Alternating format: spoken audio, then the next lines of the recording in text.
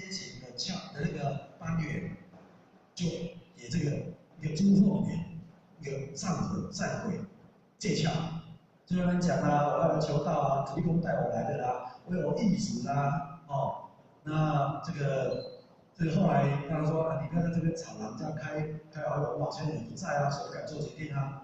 结果第二天一大早5点钟要借窍，借窍来，就说借到7点的时候，说你们的老钱钱就快到了，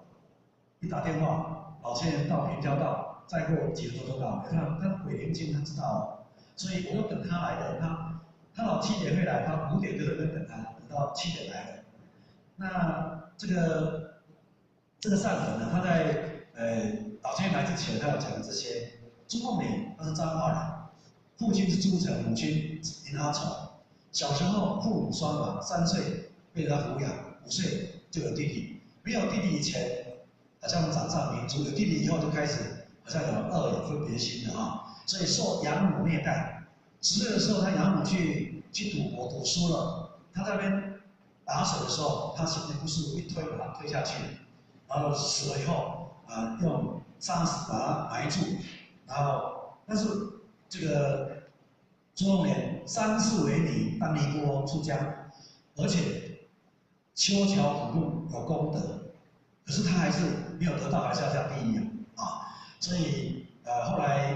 他这个土地公就跟他讲，来嘎，你知道吗？你要求道没有办法啦，你要等那个什么，等那个法会的时候去找观音菩萨，很慈悲，你跟他要。就观世音带他去见玉皇大帝，玉皇大帝给他拿衣服过来。我说土地公还教他方法，更薄，你知道？所以他们等了第2天等到了。结果我们后来他求道以后饮食是和素命、宝石坊这一些，这是上天定好的，然后功德会50元，差不多了。我民国